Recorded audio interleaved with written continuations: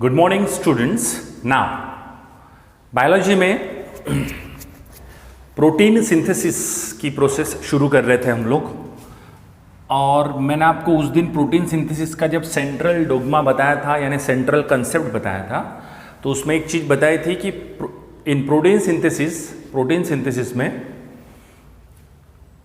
दो main process होती है। एक होता है ट्रांसक्रिप्शन और दूसरा होता है translation. So today we are going to discuss the transcription. Notes मैंने आपको दिए हैं और आपको कहा गया था कि इसको पॉइंट वाइज लिखिए, और जब भी ये टॉपिक आप देख रहे हैं ट्रांसक्रिप्शन का, तो उस समय आपको ये नोट्स अपने सामने रखने हैं, आपको बहुत अच्छे से समझ जाएगा। Transcription is a process in which DNA, the nitrogen based sequence, मतलब डीएनए के अंदर में जो जेनेटिक इंफॉर्मेशन होती है, that genetic information is copied into the mRNA in the form of codons, and this process takes place in presence of enzyme RNA polymerase। ये process करने के लिए जो एंजाइम रिस्पॉन्सिबल होता है उसको RNA polymerase एंजाइम बोलते हैं। Okay, so the formation of mRNA on DNA template is a process takes place with the help of DNA polymerase enzyme. During this process, the nitrogen base sequence जो कि genetic information के form में होते हैं DNA पे, वो copy हो जाते हैं, या सिंपली ये कॉपी करनी, जैसे हम लोग कॉपी पेस्ट करते हैं ना, तो वैसे यहाँ की इंफॉर्मेशन कॉपी हुई और नए स्टैंड बन गए। Is that clear? So this is all about the transcription की प्रोसेस, जिसमें डीएनए के अंदर की जेनेटिक इंफॉर्मेशन कॉपी हो जाती है एमआरएनए में। Now this whole process is takes place on DNA strand. तो डीएनए स्ट्रैंड, मान लीजिए डीएनए स्ट्रैंड है, ऐसा डीएनए है, और डीएनए का वो हिस्सा जहां पे प्रोसेस होने वाली है,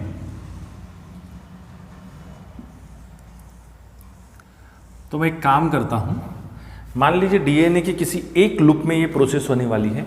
ये डायग्राम आपको निकाल कर नहीं दी है, वो डायग्राम आपको निकालनी है। मान लीजिए डीएनए का वो ये लूप है जिस पे वो प्रोसेस होने वाली है। मैं थोड़ा बड़ा कर दिया। डीएनए का ये वो लूप है जिस पे ये प्रोसेस होने वाली है। नाउ ये प्रोसेस जब शुरू होती है तो डीएनए के एक एंड से शुरू होती है, दूसरे एंड तक ये यानी प्रोसेस शुरू होते रहती है। मान लीजिए ये नीचे वाले स्टैंड का 5' एंड है, ये 3' एंड है, ऊपर वाले स्टैंड का ये 3' एंड है, ये 5' एंड है। इधर में भी नाइट्रोजन बेस के सीक्वेंस है, करेक्ट, और इधर में भी नाइट्रोजन बेस के सीक्वेंस है।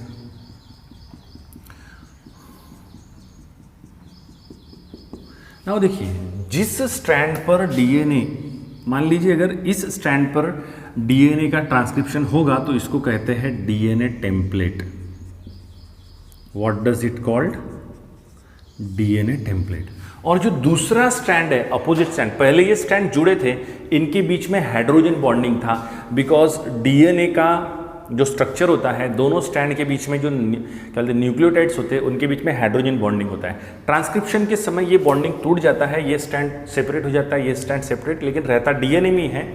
तो मान लीजिए ट्रांसक्रिप्शन इस यानी इस पोजीशन पे हो रहा है या इस स्ट्रैंड पे हो रहा है, इसको डीएनए टेम्पलेट बोलते हैं। जिस स्ट्रैंड पे हो रहा है उसको डीएनए टेम्पलेट बोलते हैं, और जो दूसरा अपोजिट स्ट्रैंड है इसको कोडिंग स्ट्रैंड बोलते हैं। अब आप बोलेंगे सर इसको कोडिंग स्ट्रैंड क्यों बोल रहे हैं? इसलिए बोल रहे हैं क्योंकि देखो, ये तो पुराना वाला स्ट्रैंड है, इसके मदद से नया स्ट्रैंड बनेगा, तो जो नया स्ट्रैंड बनेगा उसके सीक्वेंस इसके सीक्वेंस के साथ बिल्कुल आइडेंटिकल होंगे। क्यों? क्योंकि इस पे जो भी सीक्वेंस है इसी का आइडेंटिकल सीक्वेंस इस पे होगा। इस पे ए तो इस पे टी, इस पे सी तो इस पे जी, इस पे जी तो इस पे सी, इस पे टी तो इस पे ए। नाइट्रोजन बेस्ड सीक्वेंस याद आ रहा है आपको? Adenine is always bounded with thymine and guanine is always bounded with cytosine, is it? तो इस पे जो सीक्वेंस है इसके कॉम्प्लीमेंट्री सीक्वेंस इस पे है, तो इस पे जब नया स्ट्रक्चर बनेगा, जो नया स्ट्रैंड बनेगा, ऑब्वियसली उस स्ट्रैंड का सीक्वेंस इसके साथ कोड रहेगा, इसके साथ बिल्कुल सेम रहेगा, and hence it is called as coding strand. इसको कोडिंग स्ट्रैंड बोलते हैं, इसको टेम्पलेट स्ट्रैंड बोलते हैं, करेक्ट? नाउ डीएनए के वो हिस्सा, 3 हिस्से इसमें इन्वॉल्व होते हैं ट्रांसक्रिप्शन में। शुरुआती हिस्सा जहां पे आरएनए पॉलीमरेज बाइंड होता है, मान लीजिए आरएनए पॉलीमरेज यहां पर बाइंड हुआ, करेक्ट, ये आरएनए पॉलीमरेज है जो मैं निकाल रहा हूं रेड कलर का, ये आरएनए पॉलीमरेज डीएनए के 5' एंड पे बाउंड हुआ, करेक्ट, बिकॉज रेप्लिकेशन जो है वो इज ओरिएंटेड इन 3' टू 5', यानी मान लीजिए ये 3' है आपका और ये 5' है, ये 5' और ये 3'। तो जो ओरिएंटेशन हो रहा है, मतलब जो डीएनए पॉलीमरेज रीड करेगा डीएनए टेम्पलेट को, या जो यानी कॉपी करेगा, वो 3' से लेके 5' पे कॉपी करेगा। तो यहाँ पे आरएनए पॉलीमरेज नाम का एंजाइम अटैच हुआ। तो जिस साइड पे ये अटैच होता है ना, जिस जगह पे ये अटैच होता है, इसको कहा जाता है प्रमोटर साइट और इनिशिएशन पॉइंट। यहाँ से वो प्रोसेस शुरू होने वाली है।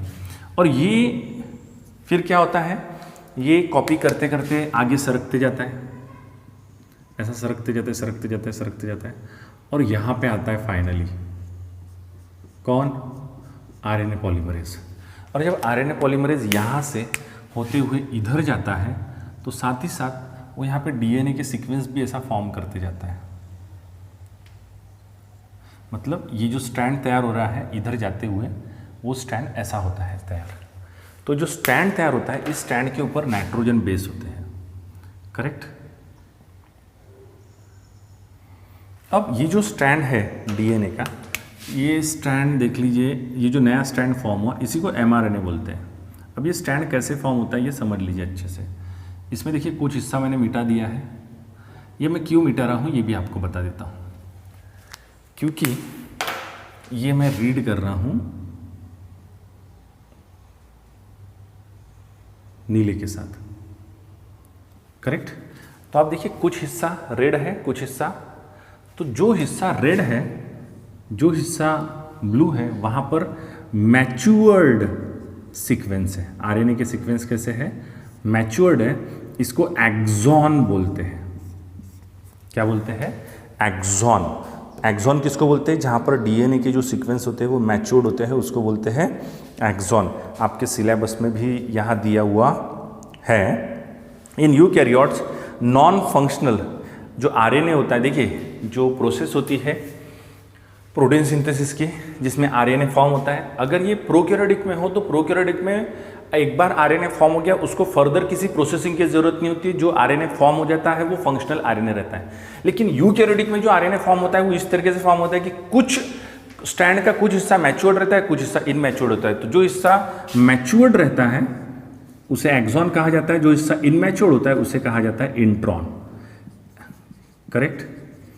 तो ये जो इनमैच्योर्ड हिस्सा है, इसको क्योंकि अभी जो ये यानी ये जो आरएनए फॉर्म हो रहा है ये फंक्शनल आरएनए नहीं है, क्योंकि इसमें कुछ हिस्सा इनमैच्योर्ड सीक्वेंस का भी है, कुछ हिस्सा मैच्योर्ड सीक्वेंस का है। मेरे को पूरा आरएनए मैच्योर्ड लगेगा अगर मुझे उसे फंक्शनल करना है तो इस इंट्रॉन को मैच्योर्ड करने के लिए इसका फर्दर प्रोसेसिंग किया जाता है। वो प्रोसेसिंग कैसा होता है वो हम डिस्कस करेंगे। सबसे पहले फॉर्म कैसे होता है, देखिए जहाँ से प्रोसेस शुरू होती है उसको प्रमोटर साइड बोलते हैं। दूसरा पार्ट जहाँ पे रीड हो रहा है इसको स्ट्रक्चरल जीन्स बोलते हैं। और जो तीसरा पार्ट जहाँ पर ये प्रोसेस रुकने वाली है, it is called as terminator. समझ में आया? So promoter, structural genes and terminator, ये 3 पार्ट इंपॉर्टेंट होते हैं and it forms transcription unit. इसी को क्या कहा जाता है, transcription unit. The part of DNA which involve in the process of transcription called as transcription unit, जिसमें प्रमोटर साइट, स्ट्रक्चरल जीन्स और टर्मिनेटर साइड ये पार्ट होता है। अभी मुझे ये थोड़ा मिटाना पड़ेगा ये जो पार्ट है, क्योंकि यहाँ मेरे को अभी स्ट्रक्चर ड्रॉ करना है। तो ये जो आपने समझा जहाँ शुरू हो रही है वो प्रमोटर साइड, ये टर्मिनेटर साइड, ये स्ट्रक्चरल जीन्स। फिलहाल इसको मिटाता हूँ क्योंकि मुझे यहाँ और कुछ भी लिखना है, करेक्ट। तो ये देखिए यहाँ पर आरएनए पॉलीमरेज बना, आरएनए पॉलीमरेज बना, और ये आरएनए पॉलीमरेज क्या करता है, वहाँ पर जो न्यूक्लियोटाइड्स है उस न्यूक्लियोटाइड्स को अपने तरफ अट्रैक्ट करता है और अरेंज करना चालू करता है। और अकॉर्डिंग टू यहाँ पर जो सीक्वेंस है, जैसे यहाँ एडेनाइन है तो वो इधर यानी थाइमाइन को अटैच करेगा। अगर वहाँ ग्वानिन है तो साइटोसाइन, वहाँ साइटोसाइन है तो इधर ग्वानाइन, वहाँ थाइमाइन है तो इधर एडेनाइन। यहाँ पे जो सीक्वेंस है उस सीक्वेंस के हिसाब से यहाँ पे न्यूक्लियोटाइड्स का अरेंजमेंट होता है and then that nucleotides are bind together results in the formation of mRNA। और इस mRNA में कुछ सीक्वेंस मैच्योर्ड होते हैं और कुछ सीक्वेंस इनमैच्योर्ड होते हैं। करेक्ट। तो जो सीक्वेंस मैच्योर्ड होते हैं उसे एक्सॉन कहा जाता है और जो सीक्वेंस इनमैच्योर्ड होते हैं उसे इंट्रॉन कहा जाता है। और क्योंकि ये इनमैच्योर्ड सीक्वेंस होते हैं, हम यूकैरियोटिक का ट्रांसक्रिप्शन देख रहे हैं, क्योंकि प्रोकैरियोटिक में भी सेम प्रोसेस होती है, लेकिन प्रोकैरियोटिक में एक बार ट्रांसक्रिप्शन हो गया तो ट्रांसक्रिप्शन होने के बाद जो आरएनए तैयार होता है वो फंक्शनल आरएनए होता है, वो डायरेक्टली आगे फंक्शन करेगा। लेकिन ये जो आरएनए तैयार हो जाता है ये डायरेक्ट फंक्शन नहीं कर सकता यूकैरियोटिक में, इसको फर्दर प्रोसेसिंग की आवश्यकता होती है। तो अभी तक जितना पार्ट ये मैंने आपको बताया, let me explain you with the notes. ध्यान दीजिए, for transcription activity a transcription unit is required, जिसमें पहला a promoter, a structural genes and terminator, the DNA strand which is used for the synthesis, the DNA strand which is used for the synthesis of transcription, it is called as DNA template as I told you, and the other strand and this DNA template is oriented from 3'N to 5'N, and the other strand which is oriented from 5'N to the 3'N, it is called as coding strand. आपके सामने notes हैं। It is oriented from 5'N to 3'N. A small segment of DNA which starts the process of transcription, it is called as promoter side. और इसी promoter side पे कौन bound होता है? Promoter side is present at the 5' बोला है। Promoter side is present at the 5' so ये promoter side हो गई, बराबर है। ये 5' to 3' है, तो जो नया स्टैंड फॉर्म होगा वो ऑब्वियसली 3' to 5' रहेगा। ये 5' to 3' है, तो जो नया ओरिएंटेशन होगा वो 3' to 5' होगा। जो नया स्टैंड फॉर्म होगा उसका ये वाला एंड 3' होगा और ये वाला एंड 5' होगा, नए वाले का, क्योंकि पुराना वाला 5' से 3' है, तो नया वाला 3' से 5' होगा। करेक्ट, ठीक है। The DNA sequence which terminate the process of transcription, DNA का ऐसा सीक्वेंस जो ट्रांसक्रिप्शन को खत्म करेगा। ये वाला पार्ट इधर से, ये एक तो इधर से इधर भी रीड होगा तो इधर फिर 5' होगा, या फिर इधर से इधर रीड हो रहा है। करेक्ट। तो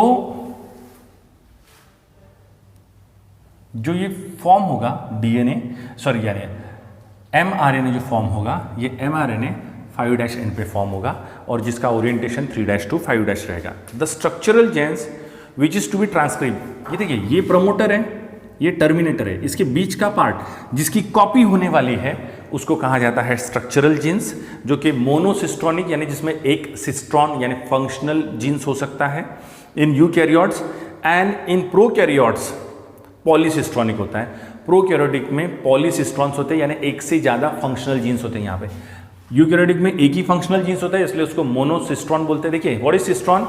फंक्शनल जीन को सिस्ट्रॉन बोलते हैं। मोनोसिस्ट्रॉनिक यानी उसमें एक ही फंक्शनल जीन्स है, मोनोसिस्ट्रॉनिक हो गया। एक से ज़्यादा फंक्शनल जीन्स है, पॉलीसिस्ट्रॉनिक हो गया। तो प्रोकैरियोटिक में पॉलीसिस्ट्रॉनिक होता है, यूकैरियोटिक में मोनोसिस्ट्रॉनिक होता है। In eukaryotes the DNA sequence or the mRNA split into axon and intron. The DNA sequence which are expressed or appear in matured form, they are called as axon.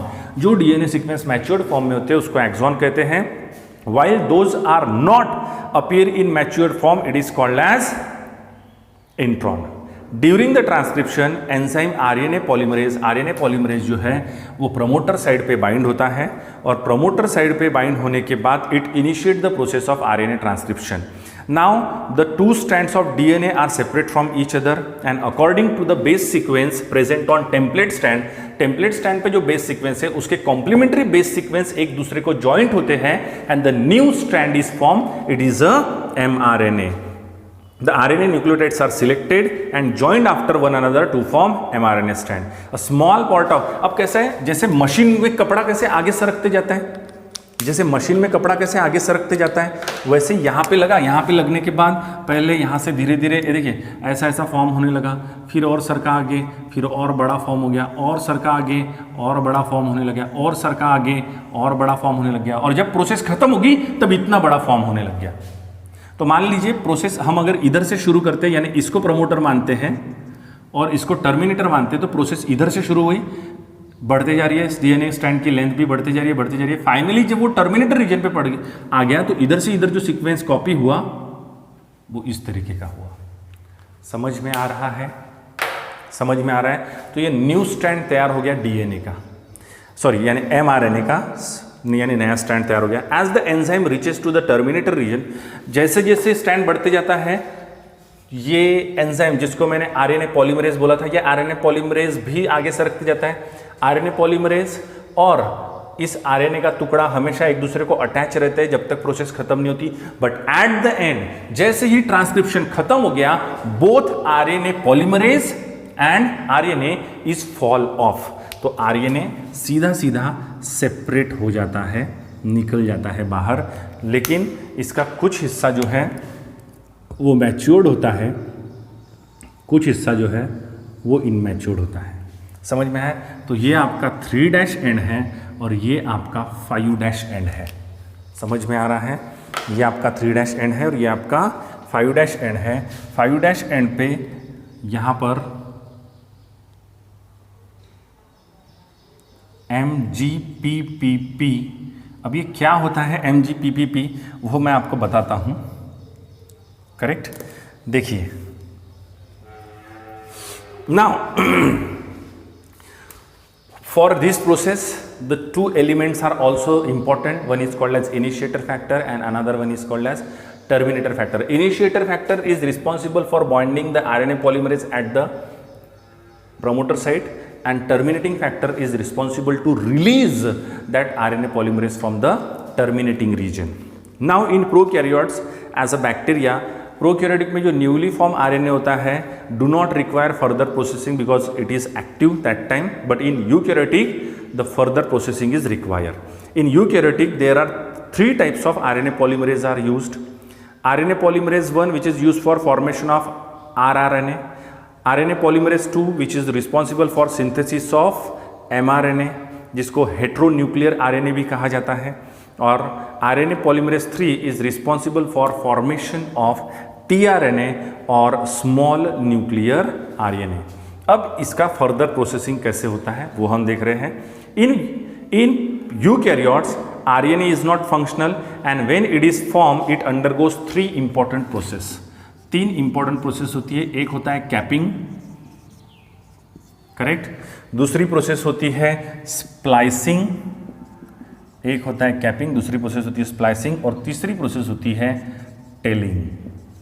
The third process is what? Tailing. Now addition of unusual nucleotide, unusual nucleotide को add करना at the 5 digit methyl guanine triphosphate. देखिए methyl, M for methyl, G for guanine and 3P triphosphate. This is unusual. क्या है ये? This is unusual nucleotide. unusual nucleotide. So the addition of unusual nucleotide at the 5' end, this process is called as capping. इस process को क्या बोलते हैं? Capping. किस process को बोलते हैं? You can underline addition of unusual nucleotide methyl guanosine triphosphate at 5' end of HN RNA यानी कि heterogeneous nuclear RNA called as capping. Correct. तो कैपिंग होने के बाद इस तरीके का स्ट्रक्चर फॉर्म हो गया. अब इस तरीके का स्ट्रक्चर जब कैपिंग हो जाता है उसके बाद होता है स्प्लाइसिंग. तो इन दैट स्प्लाइसिंग, इस स्प्लाइसिंग में ये देखिए ये जो इंट्रॉन्स होते हैं, ये इंट्रॉन्स है ना, I for introns, E for exons. तो ये इंट्रॉन्स मैच्योर्ड हो जाते हैं और मैच्योर्ड होकर सीधा सीधा मेरे को मैच्योर्ड वाला सेगमेंट ही मिलता है. तो यहाँ MGPPP अटैच है 5' एंड पे, 3' एंड. करेक्ट. और यहाँ पे इसका हो गया है splicing and this RNA splicing. अब ये स्प्लाइसिंग में ऐसा क्या होता है? देखिए कैपिंग में अनयूजुअल न्यूक्लियोटाइड 5' एंड को अटैच होता है, but in a splicing what is happening? See यहाँ पे दिया हुआ है द रिमूवल ऑफ इंट्रॉन्स. यहाँ पे इंट्रॉन थे, इंट्रॉन रिमूव हो गए इंट्रॉन यहां से निकल गए और सभी मैच्योर्ड वाले एक दूसरे को ज्वाइन हो गए, यानी जो रेड वाला पार्ट है वो निकल गया और सभी ब्लू वाला पार्ट बाउंड हो गया। It is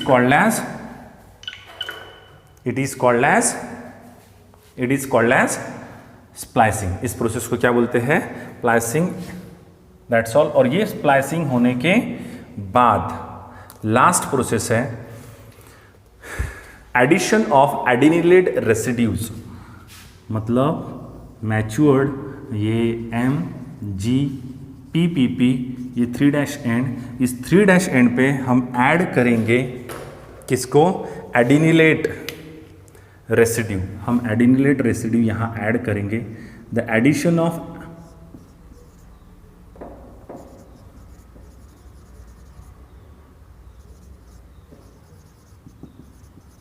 residue at the 3' end, this process is called as telling. तो ये जो स्ट्रक्चर आपको दिख रहा है, जिस स्ट्रक्चर में अनयूजुअल न्यूक्लियोटाइड 5' एंड को अटैच है, मैच्योर्ड एक्सॉइन एक दूसरे से ज्वाइंट हो गए हैं और एडिनिले रेसिड्यू एक दूसरे को यानी उसके 3' एंड पे अटैच है, 3' एंड पे अटैच है, it is called as matured mRNA। and this completes your process of transcription. यहाँ पे ट्रांसक्रिप्शन की प्रोसेस खत्म हो जाती है। क्या बताया मैंने, क्या क्या होता है ट्रांसक्रिप्शन में? ट्रांसक्रिप्शन में डीएनए का एक पार्ट यूज होता है। जिस स्टैंड पे ट्रांसक्रिप्शन होता है डीएनए टेम्पलेट बोलते हैं, अपोजिट स्टैंड को कोडिंग स्टैंड बोलते हैं। जहाँ से प्रोसेस शुरू होती है उसको प्रमोटर साइड बोलते हैं, जहाँ पे खत्म होती है उसको टर्मिनेटर साइड बोलते हैं। बीच का पार्ट स्ट्रक्चरल जिनसे पहले मैंने इधर लिया था यानी प्रमोटर साइड और इधर टर्मिनेटर लिया था, बाद में पलटा लिया, इधर टर्मिनेटर ले लिया और फिर धीरे धीरे सीक्वेंस बढ़ते गया। ये भी आगे सरकते जाता है, जैसे मशीन में कपड़ा कैसे आगे सरकता है वैसे ये सरकते जाता है। जब इस टर्मिनेटर रीजन पे ये आ जाता है तो पूरा न्यू स्ट्रैंड फॉर्म हो जाता है अकॉर्डिंग टू दिस सीक्वेंस। इस डीएनए टेम्पलेट पे जो सीक्वेंस होता है उसका कॉम्प्लीमेंट्री सीक्वेंस आपको एमआरएनए पे दिखता है। बट एमआरएनए में जो सीक्वेंस फॉर्म होता है या एमआरएनए में जो नया स्टैंड फॉर्म होता है वो स्टैंड हेट्रोजीनियस होता है। हेट्रोजीनियस यानी उसमें इंट्रॉन और एक्सॉन्स होते हैं। इंट्रॉन्स यानी मैच्योर्ड सीक्वेंस और एक्सॉन यानी इनमैच्योर्ड सीक्वेंस। जो प्रोकैरियोटिक आरएनए होता है उसको फर्दर यानी प्रोसेसिंग की आवश्यकता नहीं होती है, वो डायरेक्ट फंक्शनल होता है। बट जो यूकैरियोटिक में होता है उसको फर्दर प्रोसेसिंग की आवश्यकता होती है और इसीलिए फिर उसमें 3 प्रोसेस होती है, कैपिंग, स्प्लाइसिंग और tailing. In a capping 5' end पे unusual nucleotide methyl guanine triphosphate को अटैच किया जाता है। In a splicing removal of intron is taking place and all the exons are joined together form a new structure जिसके 5' end पे methyl guanine triphosphate है and then there is a tailing. During the tailing process में the adenylate residue is a chemical, it is a chemical molecule which is attached to the 3' end. Now this structure is called as a functional mRNA. So this completes your, ये diagram का आप screenshot खींच लीजिए और इसको अच्छे से लिख लीजिए, इसको अच्छे से ड्रॉ कर लीजिए। Correct? That's all, this is sufficient for today. Transcription अच्छे से पढ़ लीजिए। कुछ नहीं समझा, मैंने जो नोट्स भेजा है वो पढ़िए। समझ में आ रहा हूँ क्या? उसमें एकदम क्लियर और अच्छा दिया है।